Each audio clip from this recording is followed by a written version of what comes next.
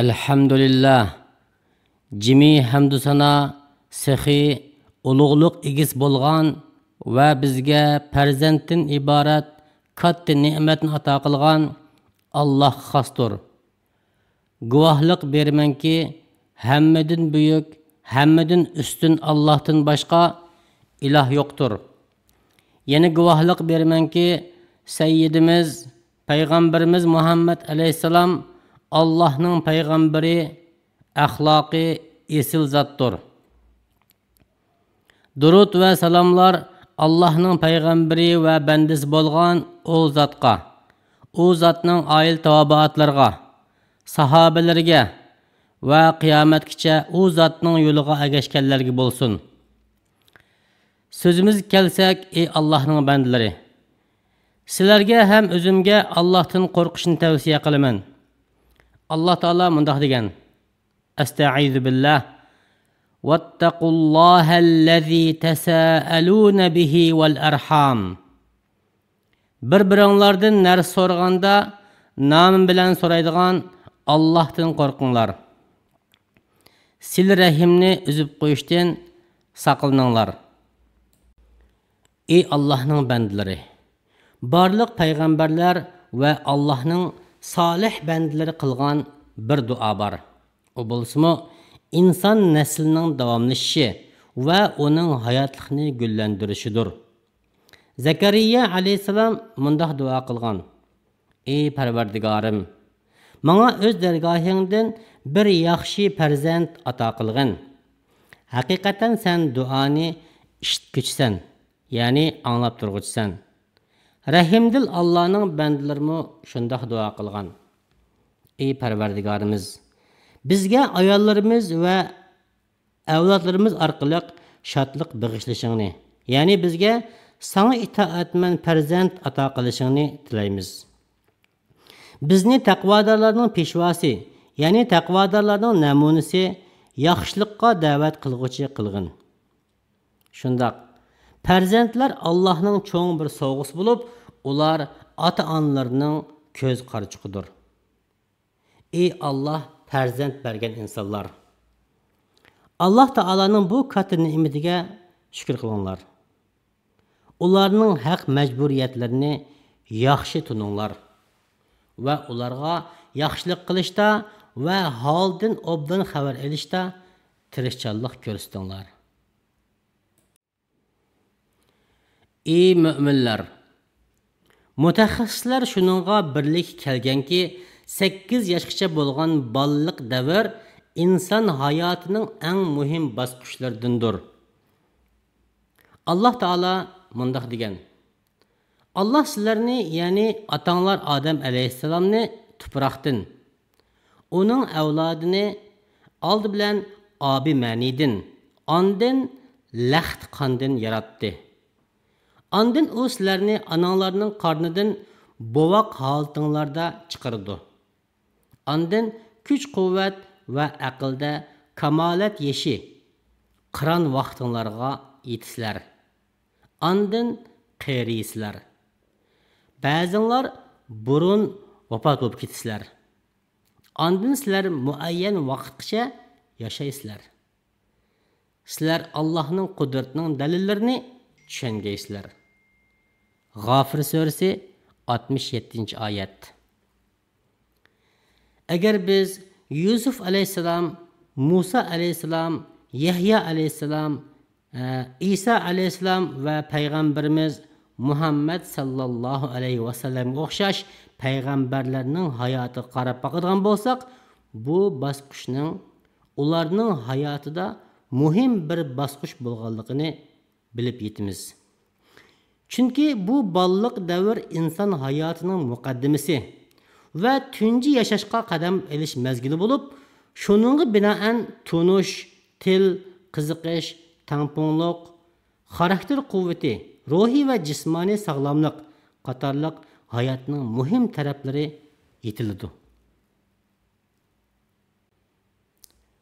Dinimiz islom bu bosqichga alohida ahamiyat bergandir.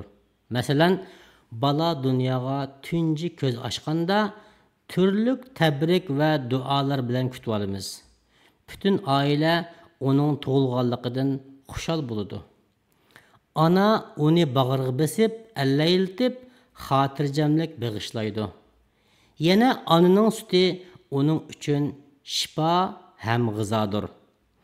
Alloh taolo aytadiki, onalar bolalarni emitish muddatida to'liq emitmoqchi bo'lsa, to'liq 2 yil emitish lozim. Baqara surasi 233-oyat. Ey dadalar, haqiqatan bolalarga kichik vaqtida hammadan bak ta'sir ko'rsatadigan va ularning haqqini tortib oladigan ish bo'lsa, ota-onalar ular qarta bo'lgan mas'uliyatiga sal qarab, u omoq bolalarni boshqalarning biqishiga tashlab qo'yishidir. Bu ularga ko'ngil bo'lishning ojiz bo'lganlik bo'lib, natijada ularning xarakterining ojiz bo'lib qolishiga, hayotdagi rolining yo'q bo'lishiga sabab bo'ladi. Shundaqla ularning aqllari va fikrlarini turli zo'ravon kishilarning hujum nishoni bo'lib qolishiga sababchi bo'ladi. Ey dadalar, qani sizlarning mas'uliyatinglar. Payg'ambarimiz sallallohu alayhi vasallam sizlarning har biringlar padichidir. U o'z padisidan savol so'roq qilindi degan. Ballariңlar haqida Parvardigoringlar Allohdan qo'rqinglar. Ularning ojizligiga, sizlarga muhtoj ekanligiga va sizlarni har doim ko'rishga tashna ekanligiga rioya qilinglar. Shundoq, ey dada bo'lg'uchi, ey ona bo'lg'uchi, sizlar farzandinglarga mas'ulsizlar. Shunga ularning xotirasini jadal majra va ayrilish firoqining ko'rinishlaridan yiroq qilinglar. Hargizmi ularni biz qilayotgan ishlarni anqirib bo'lmaydi deb o'ylamanglar. Chunki ularningmi o'ziga tushliq tuyg'u, hissiyoti va xotirasi bor. Ularga Alloh va Rasuli sallallohu alayhi vasallamni yaxshi ko'rish tuyg'usini yetildiringlar. Ularning oldida namoz o'qinglar. Ularning orasida Allohni zikr qilinglar. Ularga arab tilini va yoki o'zining ona tilini, yerlik shevasini yaxshi ko'rsatinglar. Ularning qalbiga go'zal axloqni singdiringlar.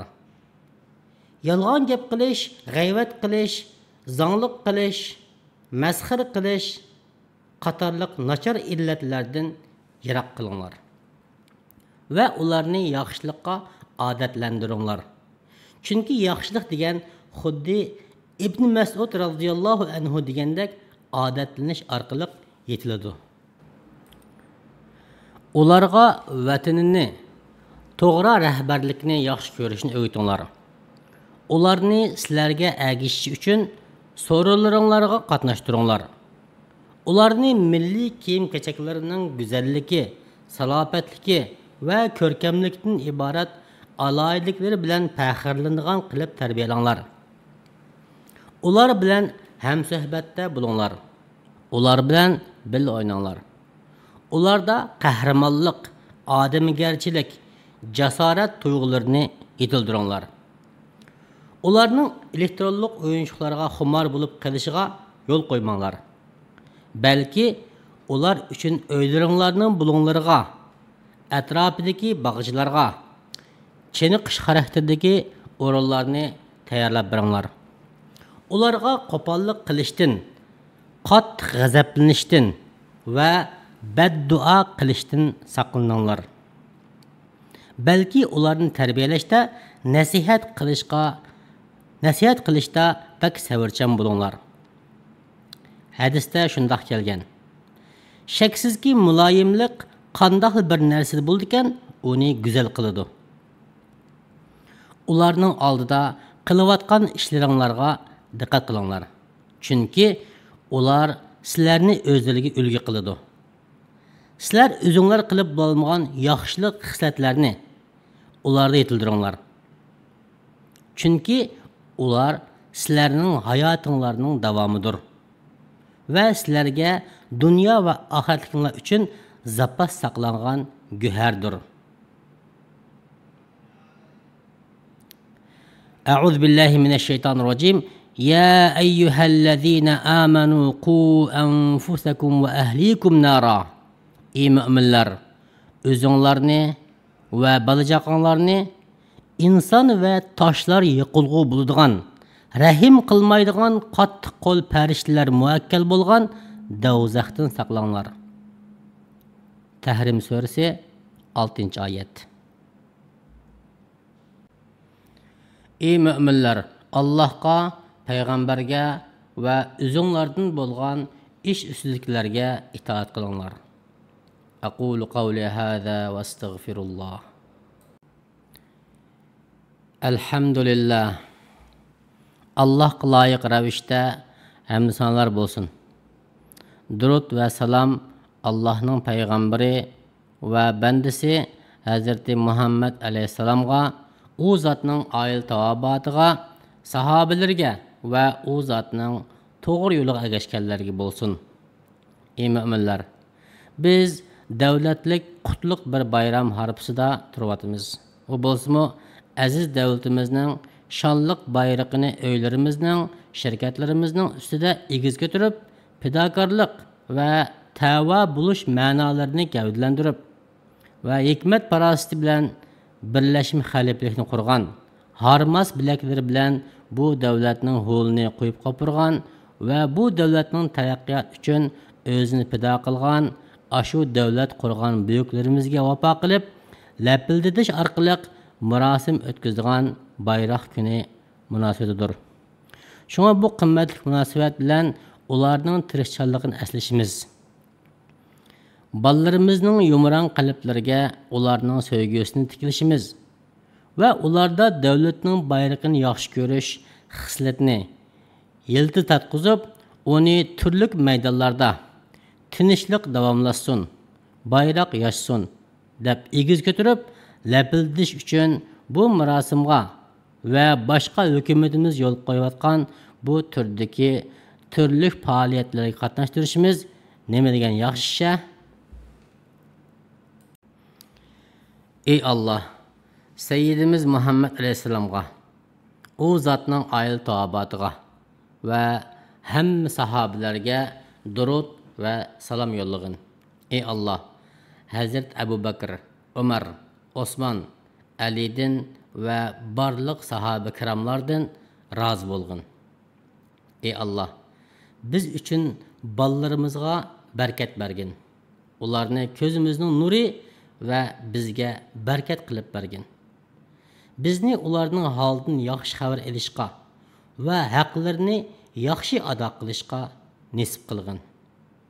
Ey Allah, bu mescidimizde farzand yüzü ko'rmagan, ko'rolmayotgan her bir kişiye farzand ato qilgin. Onun yollarını asallaştırıp bergin.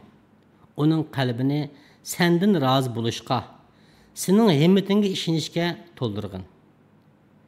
Hakikaten sen qandaqliki bir rızıqni kechiktirsan yoki burun bersan, onu cho'ng bir hikmet bilan qilgan bo'lasan. Sen bandalaringga xohlagan narsani bermay, zapas saqlab qo'ysan. Rizqingdan xohlagan narsani berasan. Ey Allah, bizni sana iman etguchi, sana ibadat qilguchi, sening tarafingga qaytguchi ve ata-onamizga yaxshilik qilguchilarning qatoridan qilgin. Ular bizni kichikligimizda tarbiyalagandek, ularga rahim shafqat qilgin. Ey rahim qilguchilarning eng rahim qilguchisi bo'lgan zot. Ey Allah, davlatimizga muqimlikni davomlashtirgin. Bizga salomatlik ne'matingni to'liq qilib bergin. Rizqlarimizni kengara qilgin ve bizga ayollarimiz, balalarimizda berkat bergin. Ey Parvardigorimiz, bizga biz senden so'ragan yaxshiliklarning hammasini bergin ve biz senden so'rab bulolmagan yaxshiliklarga bizni yetkizgin. Sen hakikaten köp berguchi zotdirsan. Ey Allah, davlat raisi Şeyh Muhammed İbn Zayedni, o'rinbosarlarini davlat hokimlari bo'lgan qarindoshlarini va vali ahdisini sen yaxshi ko'rdigan va sen rozi bo'lgan ishlarga muvaffaq qilgin. Ey Allah, Şeyh Zayed, Şeyh Raşid va boshqa davlatni ta'sis qilguvchi qo'mondonlarga rahim qilgin. Ularni fazling bilan kangri jannatin kirgizgin va shahidlarimizga rahmat, mag'firat qilgin. Ey Allah, musulmon musulmon ayollarga, mu'min mu'min ayollarga, ularning ichidagi hayotlarga va o'lib ketganlarga hammasiga rahim qilgin. Ey Allah, bizga yağmur yağdırıp bergin. Bizni ümitsizlengüçlerden qilmagin. Ey Allah, bizga yağmur yağdırıp bergin. Ey Allah, bizga dunyodami yaxshilik ato qilgin. Oxiratdami yaxshilik ato qilgin. Bizni do'zax azobidan saqlagin. Ey Allah'ning bandalari, ulug' Allah'ni zikr qilib aslanglar. Shunda qilsanglar, Allah'mu sizlarni aslaydi. Allah'ning ne'matlariga shukr qilinglar. Shunda qilsanglar, Allah sizlarga ne'matni texmi ziyoda qilib berdi. Vassalamu alaykum va rahmatullohi va barakatuh.